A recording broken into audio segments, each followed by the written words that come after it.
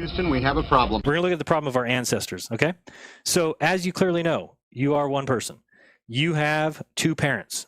We know that. Each of those have two parents, correct? These are your grandparents. Each of those have two parents.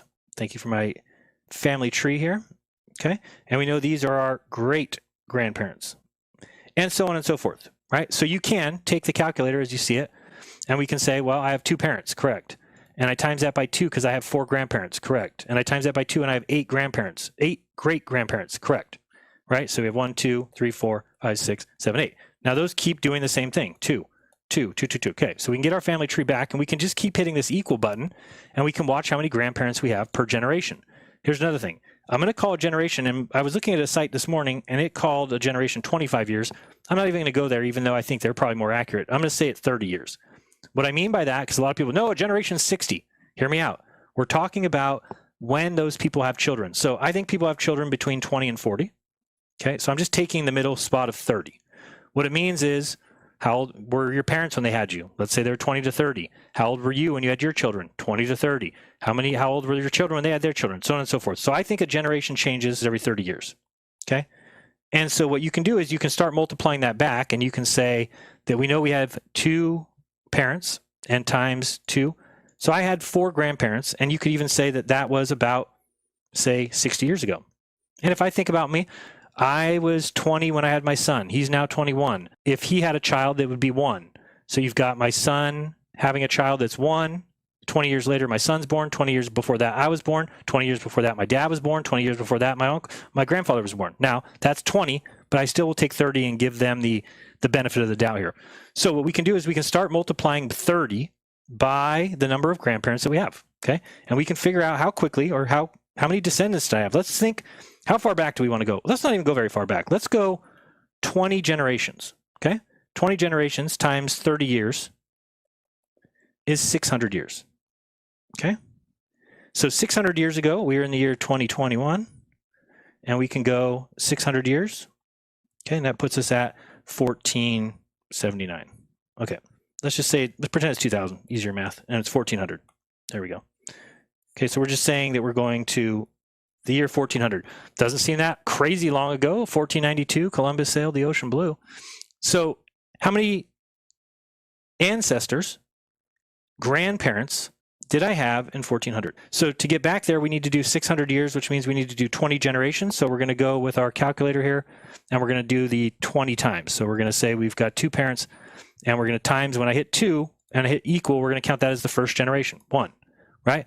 2, 3, 4, 5, 6, 7, 8, 9, 10, 11, 12, 13, 14, 15, 16, 17, 18, 19, 20. Okay, 20 generations ago, in the year 1400, I had 2 million grandparents. Don't go crazy. Don't go crazy. Sounds insane, but there's no other way to look at it. And we'll talk about the implications of this in a second. So that's in the year just 1400. Now, let's say we go back instead to, let's go 30 generations, okay? Which times 30 years is going to be 900 years, okay? So 900 years minus our current 2000 would put us at 1100, okay? The dark ages. So how many grandparents did I have? I had 2.2 million in the year 1400. How many did I have in the year 1000? So again, we need to add 10 more generations, right? So we're going to go 1, 2, 3, 4, 5, 6, 7, 8, 9, and 10. So in the year 1000, I had 2.1 billion grandparents. Hold on a second. We got a problem. Houston, we have a problem. Let's look at the world population in 1100. Bring this up for you. Okay, so right now we're at 7. I was taking it as 7, so it's even almost closer to 8. Let's see if we can find the world population history. So this is showing all the way back to 10,000 BC, okay? And let's see what the population was in 1100. So here we go, 1100, right? The population, and this is estimated by a lower guess. One historian puts it at 320 million. 320 million in the year 1100. We have a guess of 301, of 320, of 301. That's the consensus, okay? And that's insanity. That doesn't work. What do you mean? Hold on a second. How can we figure this out? How can I have 2 point something billion grandparents in 1100 if the population is only 320 million? So what you can quickly realize is that there's an issue with all of this, that we're going back too far, right? That number needs to start coming down. At some point in the past, all of your grandparents start to become related. Okay, that's just like in the first two people we talked about. Remember, we had those children that had to have sex together to have more children. The same thing kind of happens. It's probably not a lot of brothers, sisters, but going back, you're going to have a lot of cousins. You're going to have a lot of, but how quickly is that number going to decline? Because even if somewhere in your tree you have two of the same family members, it doesn't adjust that number very big. It's just now you lose one set. So you can't multiply by 2.2, but it'd be 1.999. And everybody that you can keep throwing them in there, but that number needs to come down drastically. Because to me, I can't even see there being, at some point, if my ancestors match the population, so would everybody's, right? So does that seem right? Meaning, if we found where that number is, where we match the population, couldn't we start to make a guess that possibly before that is when we started having the intermarrying and the number should come down, right? Because it can't be, because it could be equal, but we know that you didn't start with a bunch of people. We know that it didn't just poo-doo, and now there's 10,000 people in the world. We know that didn't happen. So there's something wrong here. And we'll try and figure out if we can get that number. That number's tough to come by. Like I said, most people think that number's 25, not 30. So we could do that number too. We could say, let's just go back 20 generations times 25 years. Okay, so that's only 500 years. 500 years, that is 20 generations times 25 years. Okay, it's 500 years. So that puts us at the year 1500. So in the year 1500, now again, we're going to do 20 generations. So we're going to do 2 grandparents times 2. And 1, 2, 3, 4, 5, 6, 7, 8, 9, 10, 11, 12, 13, 14, 15, 16, 17, 18, 19, 20. Okay, so we have that 2 million grandparents in 1500. Now, here's the crazy thing. That's not that long ago. But this is what they've done by giving you a fake history. And remember, around this time, and we're just going based off what we're told, was the printing press the first time that people could read or write. Really the first time the Bible was put out there. Now you might say, no, Jaron, the Bible was around in 400 AD, and you can believe whatever you want. Okay, you can believe whatever you want. People did not know how to read and write in the year 400 AD. There was no printing press. There would have been, if we were even giving them that time period, everything was written by scribes. None of those books exist. None of those books remain. People fail to realize that. The oldest book we can reliably date is about 800 years old, 700 years old at the best. And that's ridiculous because we're told about all these guys of antiquity. Let me show you one other thing that brings us back to the fact that you've been grossly lied to and nobody even cares. Remember what we've learned with what's going on in the world right now? That some people in very high positions that are paid good money to do what they do, and we respect them and we think that they're very smart, and they are. They learn to go to medical school and they learn to do studies on cadavers and those kind of things, right? But we also know that they only know what they're told to do. They only know what they've been taught. They're not out-of-the-box thinkers because that's not what promotes you through school. There's no benefit to you being an out-of-box thinker. And if you think about that, you start to realize that historians are no different. People who think they know what happened in the past, history is nothing but a lie told by the winners. We know that as well. How do we know that? There's all kinds of evidence that. How about the entire written history of Germany being invaded by Rome? Rome has all kinds of writings about it, but guess who doesn't? Germany. Isn't that weird? Nobody from Germany wrote down, oh, Rome invaded it? No. So if you think about history, history is a written, agreed upon story that obviously is written by the winners. The winners aren't going to go in there and be like, we got our ass kicked today. You know, we lost a bunch of, no.